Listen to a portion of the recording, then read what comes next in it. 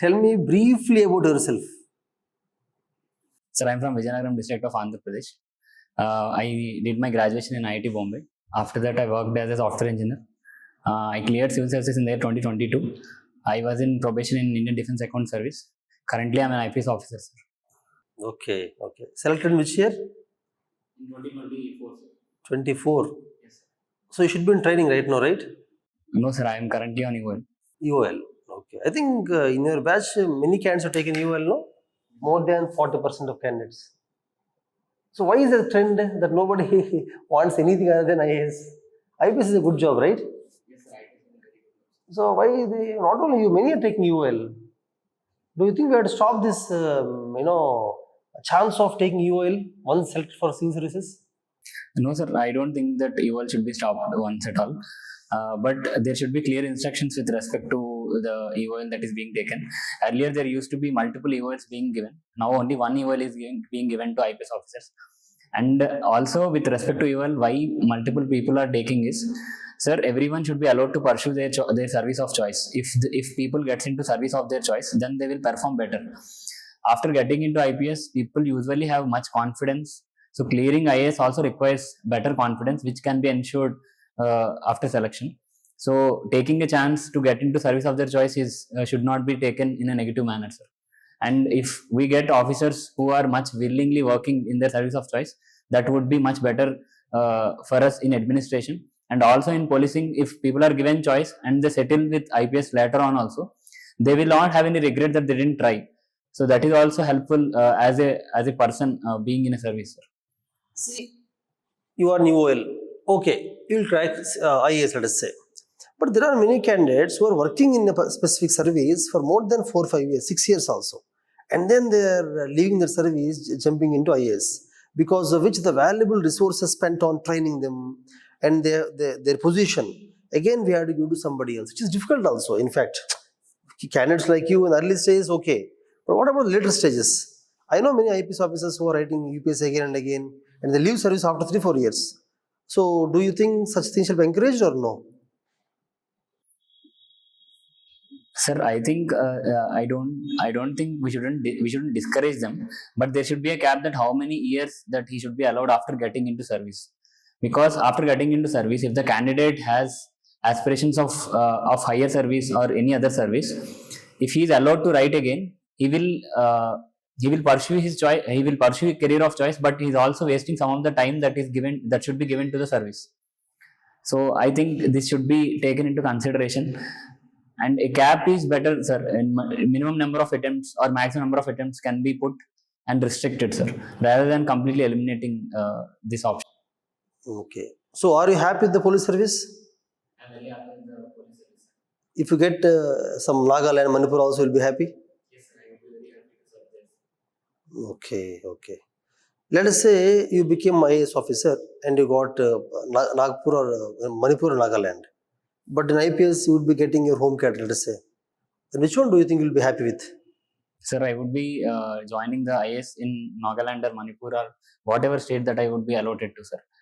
I would be more happy to pursue, to serve in IAS. Of course, serving in IPS and also in home cadre is also very advantageous.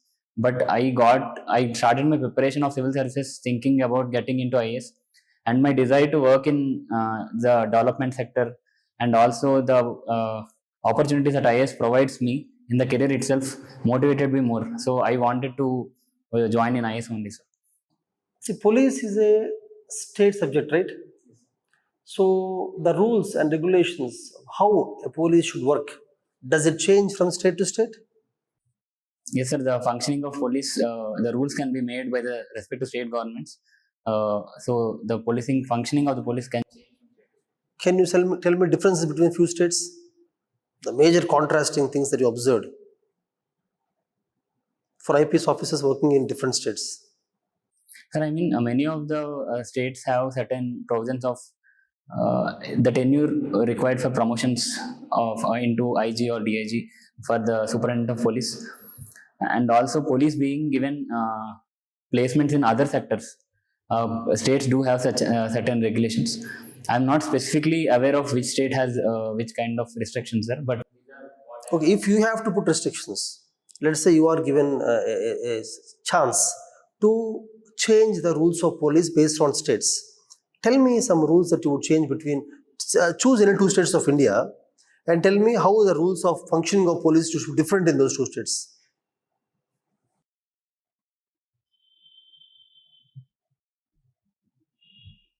Sir, if you consider states which have more urban population, the state should have more emphasis on technological policing. So, with respect to the crimes that are happening in urban areas, we need more technological and scientific based law and order and investigation. So, we require more personnel who are much aware in computers, IT sector, and others. When it comes to states which are high in mining or forest areas, mining based industries or forest areas based state, we need people who are much acclimatized to those conditions. So, sir, the training and the recruitment procedures can be adjusted according to that, sir. So for states which have urban population more and urban crimes high, so they should have more technological emphasis in training, and even the recruitment should have certain kind of uh, qualification requirements for that.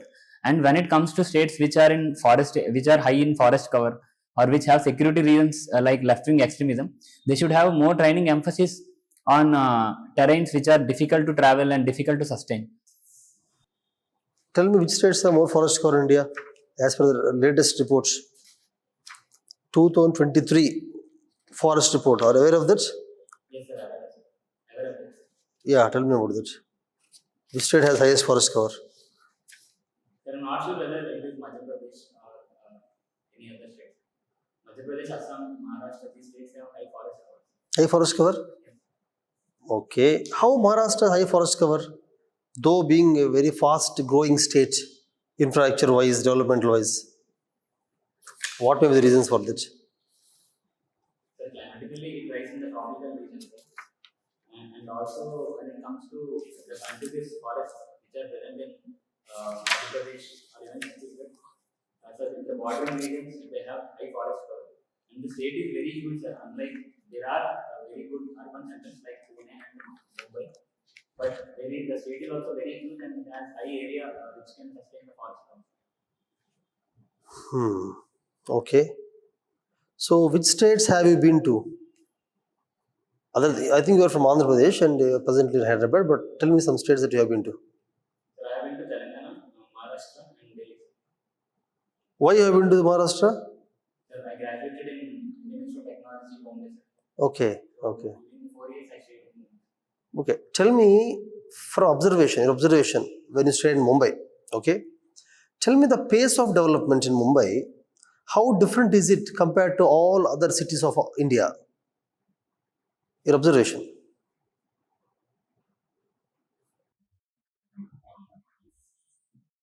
Sir, in my observation in Mumbai, when I saw the real estate development that is present in the region of Powai in the 4 years, I saw that it has the pace is very high with respect to real estate development. But Mumbai as a city, when I compare to Hyderabad or other cities, the financial sector has very huge emphasis. Where in Hyderabad or other cities, the IT sector has huge emphasis. Sir. There is a difference in that. And also the startup sector is growing, has been growing very heavily in the Powai region, which I saw because of also the infrastructure that is present there. The real estate helped the office spaces being allotted to startup sector, and also that allowed more growth of startup sector. Where the other regions like Visakhapatnam, which I was also been which I spent during my intermediate education, was very slow with respect to the startup infrastructure.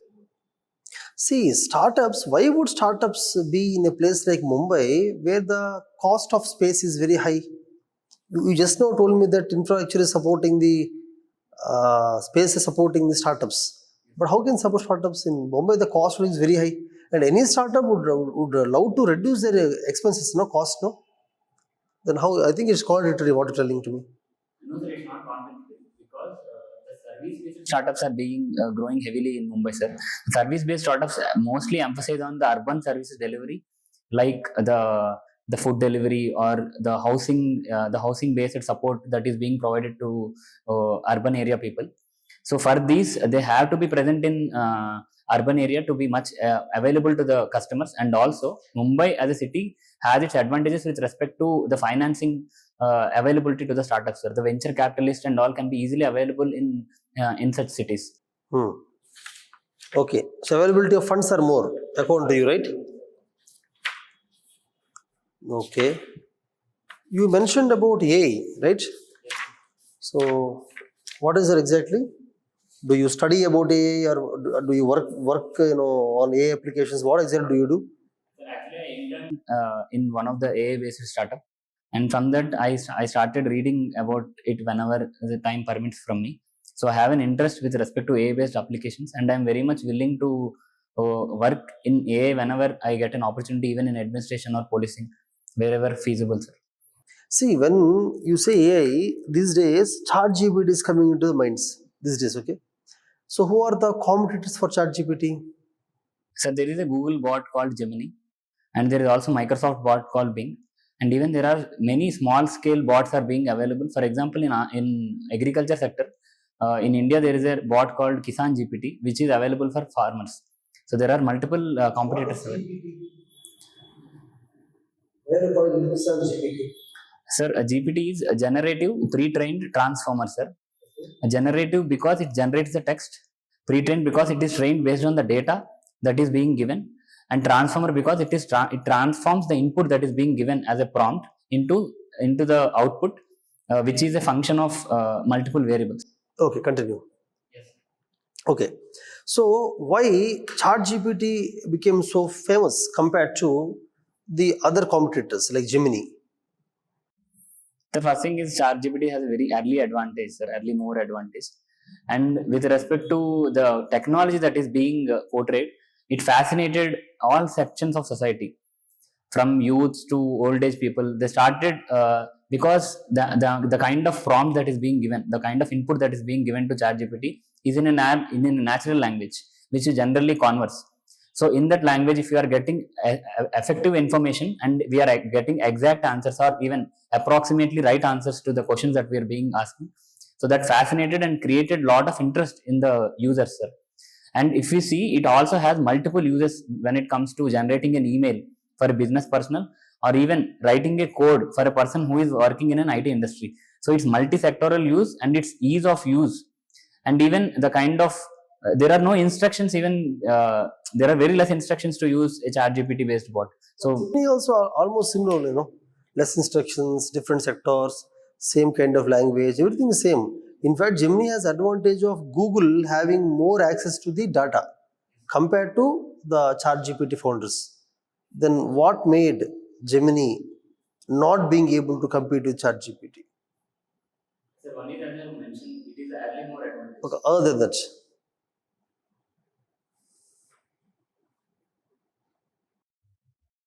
I have to read about it, sir. I am unable to compare both of them as of now. have you used Gemini? Yes, sir, I use Gemini. What do you use more, ChatGPT or Gemini? Sir, I use both of them equally. But with respect to Gemini, the advantage is we can use it along with the browser, sir. When we use Google Chrome, the Gemini is integrated in the Google search engine, so it is easy to use. Usually, we don't use ChatGPT within the browser, so that is the difference, sir. ChatGPT also you can open a new tab as well. Yes, sir. Sir, it is, sir. Even ChatGPT based algorithm is integrated in Microsoft browser Bing, but we usually use less. We usually use more of Google based browsers and less of. Google Chrome, we cannot use ChatGPT. Sir, we can use, sir, but the search is integrated. Gemini is integrated in the search itself. But for using ChatGPT, we need to use in a separate window and ask that questions. Whose answers are like you more? ChatGPT's answers or Gemini's answers? Sir, I take information from both ChatGPT and Gemini, sir. But I like ChatGPT more because there is more. The way information is being given by ChatGPT is easy to process, sir. And even of course, Gemini is providing sources very easily, the sources that are being used in it. But maybe I used ChatGPT from the beginning, that's why I got the opportunity. Okay. See, you have done metallurgical science, right? Tell me applications of AI in the metallurgical science, which are in use, not which you want to have, which are in use presently. How material science and metallurgy is using AI presently? Sir, in material science specifically, we need to identify certain materials which are specifically catering to the needs of a use case. So for that, the metallurgical scientists need to explore various combinations of metals, non-metals, and materials. So in that, AI is being used to simulate whether the certain metal combination is being appropriate to the certain use case or not. And also in metallurgical industries, to ensure that energy is being efficiently utilized in blast furnaces or even the steel plants. So they are using AI based sensor database evaluation to ensure that they are reducing the energy costs. These two Tell me, in blast furnace, what do you use blast furnace for? First of all, Sir, blast furnace is used to separate iron from its iron ore. what is the process that occurs inside the blast furnace? Sir, in blast furnace, from the top, the iron ore is being introduced. From the bottom, the hot air, the blast of hot air is being blasted from the bottom, so that the impurities in the iron gets oxidized and they get evaporated. Meanwhile, the iron can be collected from the respective chambers gradually when it comes down. This is the Okay, then how you said we can use AI there? How can we use AI there? Sir, when it comes to the temperature requirements in the blast furnace or the area in which the blast furnace is being operated, it is very high. So the temperature requirements also consume high amount of energy. So to ensure that energy is being efficiently used and even cater to the temperature that is effectively required to ensure that iron is being and the iron ore is being transformed, we use we use artificial intelligence to ensure that the data is being processed and adequate temperature and heat is being supplied to the blast furnace. Okay, I think it's called IoT. No, what you're talking about is called IoT, right?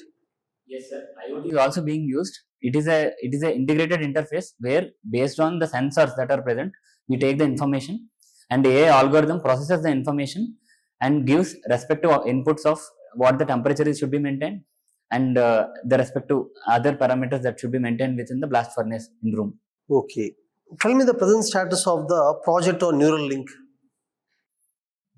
Sir, please repeat the question. Neural link. Have you heard that? Sir, is it the Elon Musk based? What is Elon Musk based product called as? Is it called as neural link? Sir, sorry, sir, I'm unable to recollect about that. Okay. Basically, mimicking the ideas of human being. Have you heard of that? Taking ideas from your brain to using a chip. Have you heard of that? Yes. What is called as? There are many projects going on. There are several projects going on to achieve this one. For example, whatever you are thinking right now, whatever thoughts are going in your mind, I want to understand them without you being expressing them to me using AI and certain chips. Have you heard of that? Do you know what is happening in that area? Sir, for people who are paralyzed, who can't communicate to others, we are using neural based devices where the ideas can be communicated to a computer and we can get to operate certain devices within the room, such as. But can you understand the thoughts going on in their mind? Forget about the paralyzed people. General people also, whatever thoughts are going in your mind, my mind, at present, with the present existing technology, can I understand your thoughts? So there are two types, whether we can communicate them effectively, whether the thoughts we have, if we can communicate them effectively, we can understand. Sometimes ideas cannot be effectively communicated to others or even the machines. No, you should not. Without you being speaking, I want to take the ideas from your brain, from your mind. Is it possible presently? I just want to connect to your mind and take your ideas. Sir, if you can communicate, then we can definitely send the ideas to other persons. Because now we are communicating to operate certain devices within the room, like operating a television or even devices which can be communicated through digital interface. So I think we can definitely communicate. Communicate with your brain. Present is it happening is the question. I'm not. But communication is there that I'm Communication is there? Yes. Where? Using, can you explain technology? So for people who are paralyzed, who cannot speak to other people, currently I heard from one of my friends that there is a technology which enables them to operate the devices in their rooms. So if communication is possible, definitely we can communicate the ideas. If I want to operate a television, and I want to Okay, but are you sure that such technology existing presently? Yes, sir, that technology. Okay. Are you talking about Stephen Hawking's mission? The mission used by Stephen Hawking? No, sir, that's different, sir. That is based on. I don't think that is from the based on ideas. That is based on vocals and the movement of vocals. They are trying to communicate with the robot. Okay. You worked volunteer I do to manage bridge school. I do. Okay. So, I mean, what work do you do in that bridge schools? What is your role? Sir, I joined as a volunteer in the Indigenous Development Organization, and my work specifically catered to the bridge school program, which is to ensure smooth transition to the mainstream education. So the task that we are focused in the initial stages, and even now we are focusing is first is the activities. We changed the activities that are being conducted by the teacher in the classroom. So we introduced culture-based activities like culture-based songs, culture-based theaters in the schooling program. And second thing is we introduced learning material which was hitherto not available. Like, what kind of learning material? Sir, the Lego blocks we made them available, and there are certain equipments that are present in the market to distinguish colors, different types of colors, and even charts which show various kinds of fruits, animals, and birds that are also being given. We also applied for the district administration to allow the teachers that are present in the bridge schools to train along with the Anganwadi person. So from the ITDA, we got the permission and we engaged the Anganwadi teachers to train our teachers, and that also influenced the schooling programs. Okay. Have you ever been to Anganwadi center? Yes, sir, I went to Anganwadi. As a volunteer of I do? No, sir, even in my childhood, I went to Anganwadi. No. At this point of time, to understand what kind of training Anganwadis undergo, have you been to Anganwadi? Do you know what kind of training is given to them? Sir, we asked the Anganwadi teacher to train the teachers, to train the bridge school teachers, the same program which they are intended to teach the children. I attended to one of the Anganwadis in the nearby region. So I saw what the teacher is asking the children to do and perform certain activities. Okay. Is it done in local language or English? So the Anganwadi in which I visited uses Telugu language only, sir. Okay. And the bridge schools you work for, which language do you use? Sir, they use both the Gondi language, which the Gutikoya community speaks, and also the Telugu language, sir. Oh, the Gondi language. So I do works for work for Gutikoya. Gutikoya speak in Gondi language. Gondi, not Telugu. Sir, some of them know Telugu, they understand Telugu, but their mother tongue is Gondi language, sir. So teachers teach in Gondi language only. They use Gondi language for assistance to ensure that children understand better. Okay, but then how do you volunteer them? Because you don't understand Gondi language, right? Sir, fortunately the teachers understand Telugu, so we communicate with them in Telugu, and we spend some time with them to monitor the activities. And also we bring them to the Anganwadis. By watching the activities that are being conducted, they are effectively. See, in order to be efficient, effective, you might have studied other bridge schools that are operating other kinds of tribal areas, no? Have you studied anything like that? With what kind of experience or what kind of expertise knowledge are you imparting primary education to the students, to the tribal students? Where have you learned that? Sir, we even visited one of the bridge school that is present in Hyderabad, sir. It is called the Fly Holistic School. Fly Holistic School in Fly Holistic School. Okay. It offers preschool education services in the Hyderabad city. So even we communicated with the teachers, sir. Our basic aim to offer bridge school services is the the people there are very sparsely populated, and government Anganwadis are not available for them. So we tried to bridge the gap as much as possible till government effectively establishes there. So we didn't experiment anything. We didn't use any of their expertise to bring new activities there. We only use the activities which are being conducted in Anganwadis. And to engage the children effectively, we use the same community-based cultural activities which they usually are being said by the grandmothers there or the village functions, and we introduce it there. We didn't use any new things in their curriculum, sir, because we are aware that we shouldn't inculcate such things without being expertise in that. In the national education policy, what is the NEP talking about the preschool education? Sir, it emphasizes on the early childhood care and education, but I need to study more about it, sir. I'm not effectively aware about it. You haven't gone already. Yes, sir, I haven't gone through it. You do not know what NEP talks about higher education also? I'm briefly aware about it. Higher education. Yes. Tell me the major reforms suggested by NEP in the higher education system.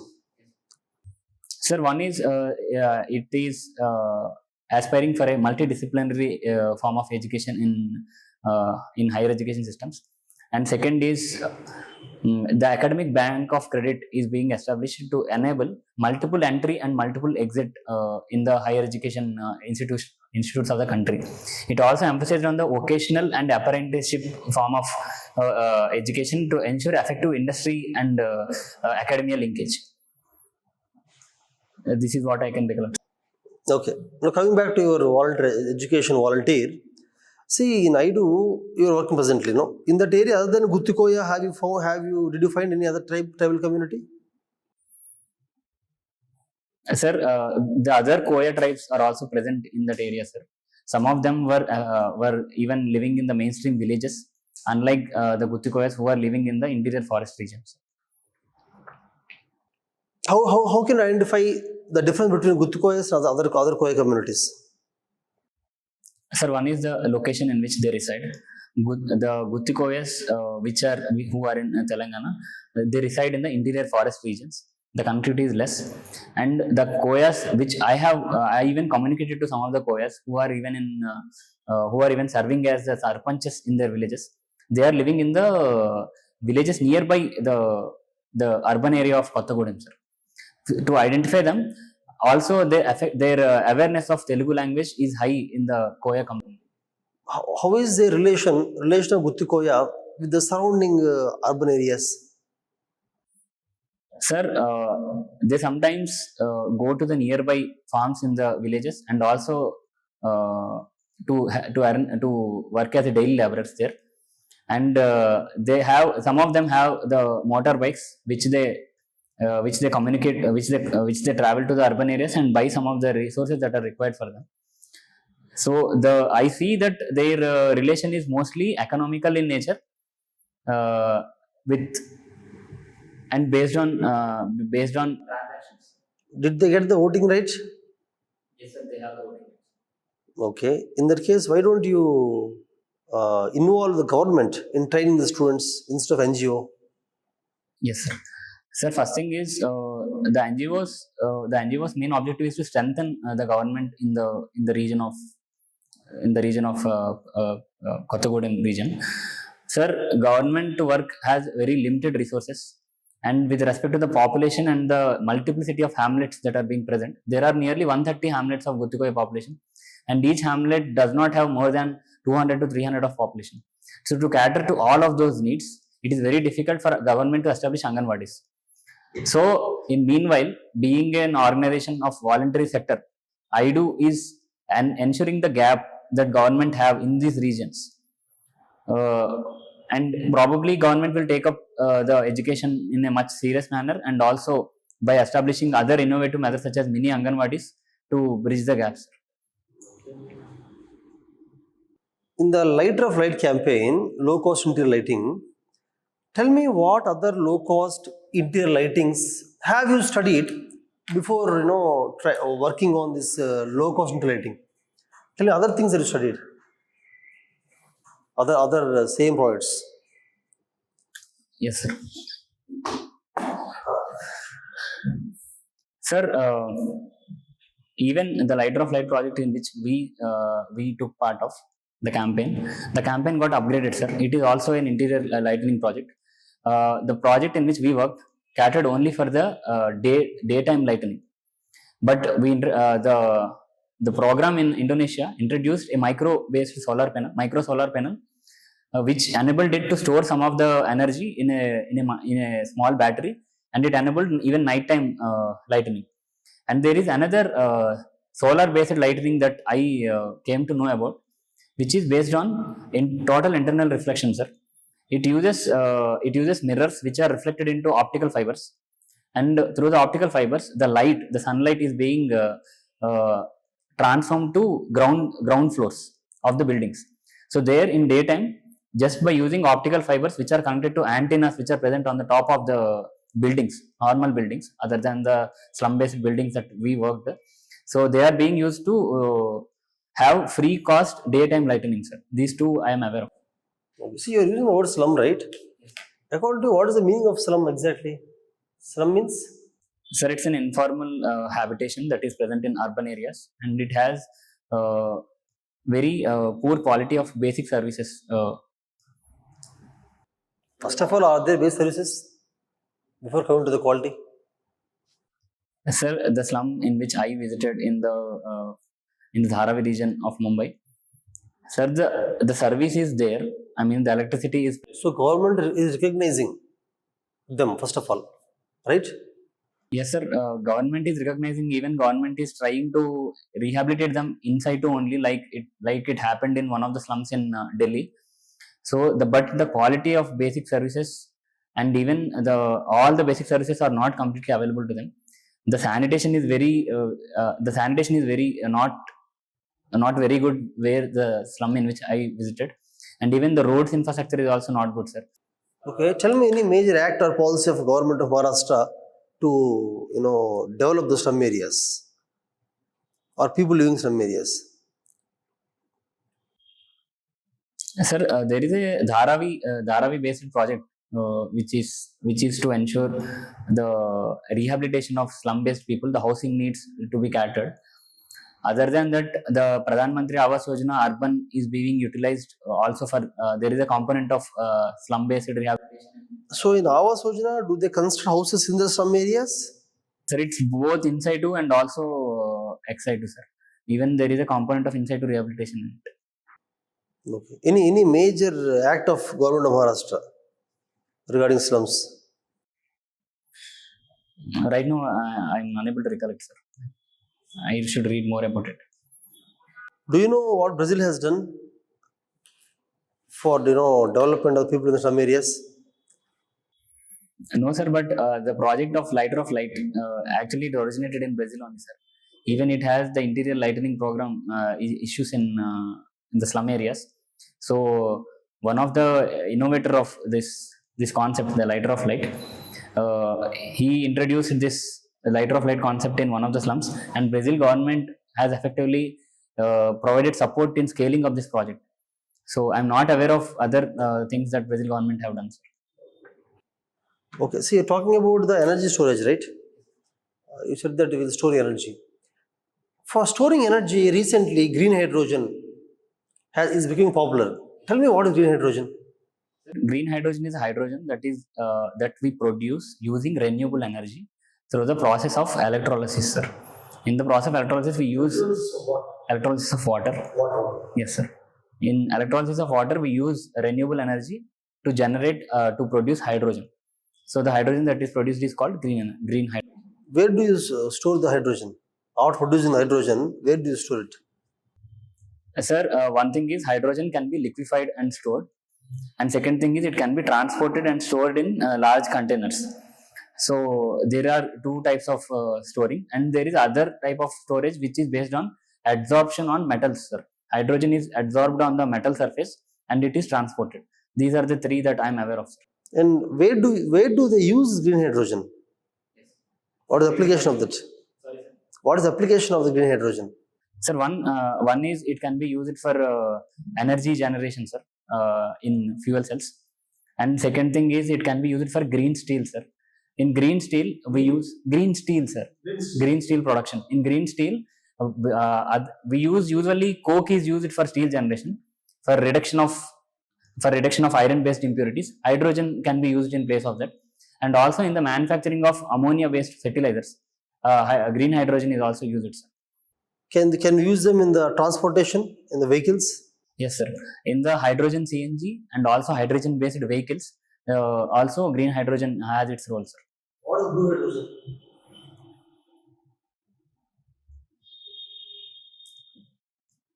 Sorry, sir, I'm unable to completely recollect about What that. is grey hydrogen? So, grey hydrogen is hydrogen that is generated from coal-based resource, as far as I remember. Then what is the point of generating that? Anyhow, you're using coal. So why should generate hydrogen? Sir, one thing is there is no need to transport coal to longer distances if we convert coal into So energy storage. It is a solution for storage. storage, and also reducing the cost of energy transport, energy supply. These costs can be reduced, sir. You are from Vijayawada, right? Recently, I think here in Vijayawada only, no, government is planning NTPC's largest green hydrogen project. Yes, sir. Are you aware of that? Recently, Prime Minister has come to launch that program, Yes, sir, it is the NTPC based project. green hydrogen. Very large project, no? Very large. Largest in India. They said that it will be the largest in India. Okay. In that, what is the plan? Green hydrogen. They generate green hydrogen through what? In that project. Study about it. I would read about it. Are you aware that Modi has come recently to your region? Okay. Okay.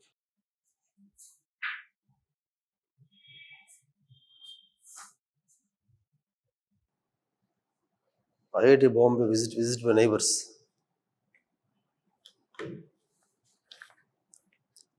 You organize means you have gone to the schools and asked the principals to send their students to the school. And what have you shown them after they come to IIT Bombay? Tell me 3 specific things, looking at which students are really surprised and really enjoyed. Sir, we planned the visit of children during the science festival of IIT Bombay, sir. So in IIT Bombay, all the department science festivals are held in one of the weekends. So the departments of civil, energy, and metallurgical engineering and material science departments held their department science festival on the same day.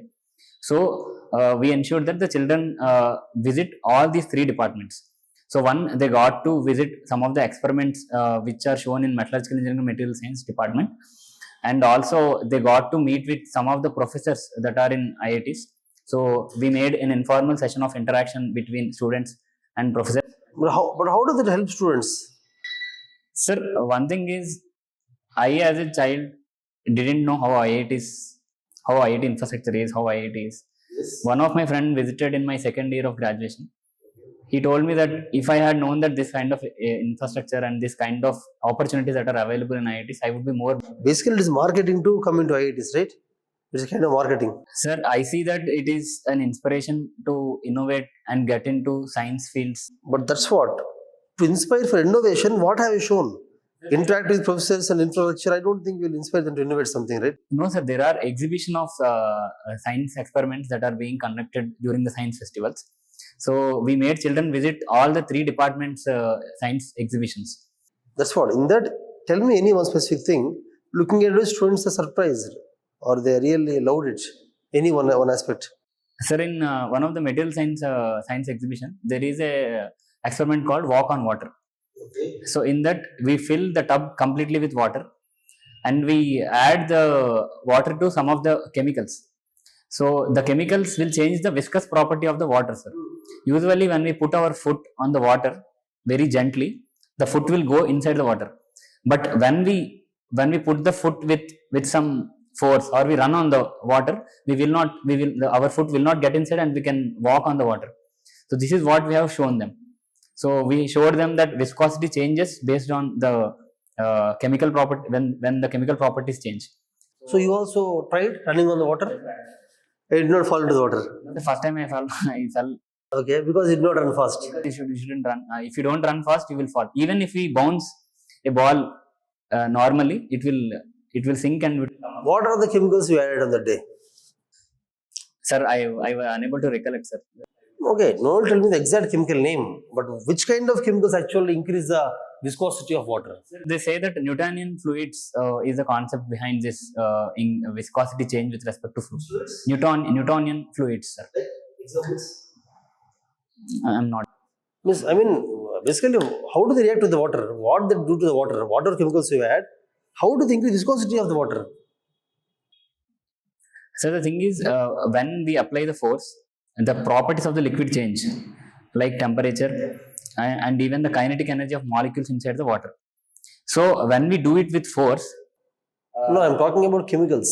yes, sir. Which chemicals I add to the water? Which chemicals means I'm not looking for the chemical formula. How do that chemical increase the viscosity of the water is the question.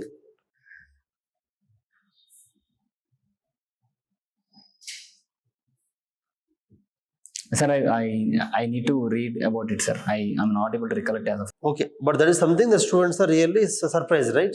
Okay. You play badminton also? Which racket do you use? Okay, which material is made up of? It is made up of aluminum, sir. Aluminum based. Entire racket with aluminum. No, sir. Not the wires. Okay, the Wires are made of nylon, and even there is a wood based attachment to the titanium. Do you know that carbon fiber can be used? Yes, sir. Carbon fiber can also be used. These days, actually, carbon fiber is being used. In fact, why carbon fiber is used for making rackets? Sir, one is it has much better flexibility and strength than aluminum, sir. And also aluminum recycling capacity requires much higher energy, and even aluminum preparation of aluminum is also very energy intensive. So based on these factors, we are shifting to. As a material science student, tell me what is the best material to make the racket?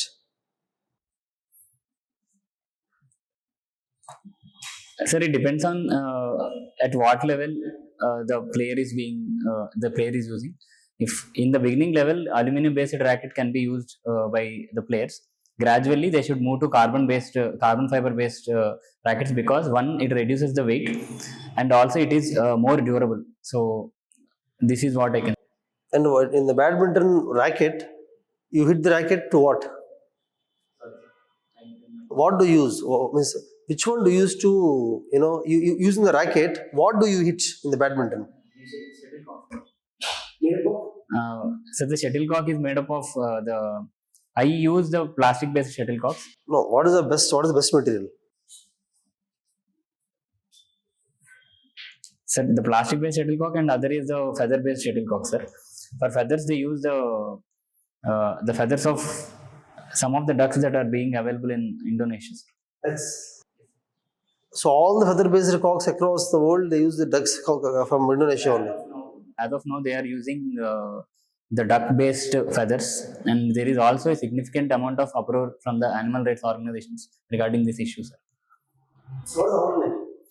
Sir, the alternative is we cannot completely shift as of now, but the immediate alternative is increase the shelf life of the shuttlecocks. So I got to know about a research that is being conducted in Stanford University, that is graphene coating on the shuttlecocks. So when graphene is coated, it reduces the probability for it to break, the feather to break. So it increases the shelf life of the shuttlecocks.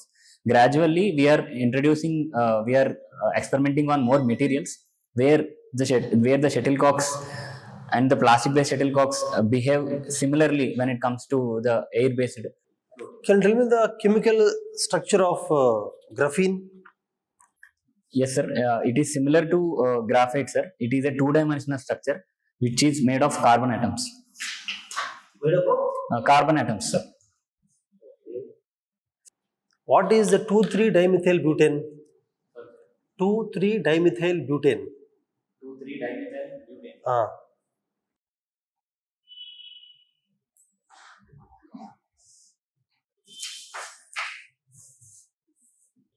Sorry, sir, I couldn't recollect anything. Okay. You never studied chemical metallurgy engineering? We studied, sir, but right now I am unable to. Okay, no problem. You're Vijayawada, right? Yes, sir. Tell me the difference of crop in Vijayanagaram and the adjoining districts. What is the adjoining district of Vijayanagaram? Srikakulam, Visakhapatnam. There is one crop which is grown only in Vijayanagaram but cannot be grown in surrounding districts. Do you know which the crop is? What the crop is? No, sir, I'm not so specifically aware about the crop, sir. In Vijayanagaram, are there high altitude crops also? High altitude crops. Sir, there are some hilly regions. I'm not aware of the crops that are being sown there, sir. So the major income of Vijayanagaram comes from which industry? Agriculture industry. Which industry? There is a mining industry, sir. What do they mine? Sir, one is the ferroalloys industry is there. This is the biggest in Vijayanagaram, ferroalloys mining. Granite-based industries are also available. Manufacturing wise? Manufacturing wise, not able to recollect, sir. Sorry. Think Vijayanagaram, you stayed in city, right? They're in city only, not in the villages. Sir, there are certain sugar-based industries and also jute-based industries. No, leave the agro-processing based industries. Yes, sir. Major industry you can think of in Vijayanagaram. Ferroalloys are found which part of Vijayanagaram? Ferroalloys are mined which part of Vijayanagaram? From region, the ferroalloys are mined, sir. Which companies are working presently? Sorry, sir. Which companies are working there? So there is Ferroalloys Corporation Limited is there, sir. I don't know whether it is government or private undertaking.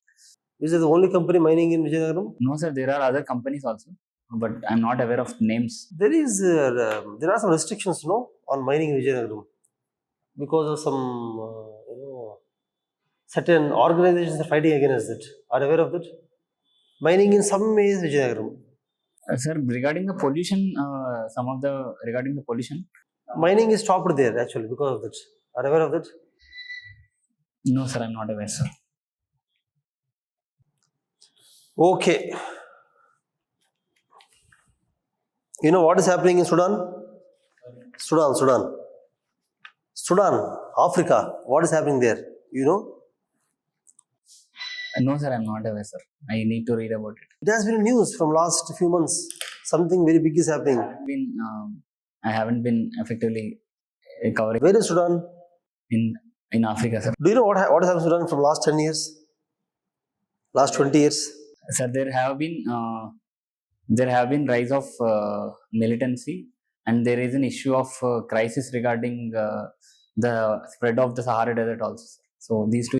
No, I mean to say the revolt, the rebellion, the violence happening from last 20 years. It's not just 1 or 2 months issue. Yes, sir. Are you aware of that?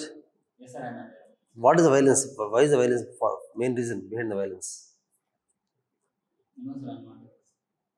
You said you're aware of that, right? Right now, globally, that is the hot region. Globally, more number of killings are happening there only, even compared to the presently Israel, Hamas also. Sir, it might be because of the resources like petroleum and diamonds. These kind of resources might be. Diamond is made up of? But what is the structure of diamond? Sir, it is a tetrahedral carbon-based. How are they formed? They are formed under very high pressure and very high temperature. So they are usually found in the very interior, formed in the interior regions of the Earth. Then how do they come out? So they are being. Sir, one is the deep mining based activities, and other is recently they are even trying to manufacture synthetic. Do you know what is kimberlite? Kimberlite. So it is a diamond certification process. What do you call diamond mine as diamond mine? Okay. So you want to ask something, you can ask. My interview is over.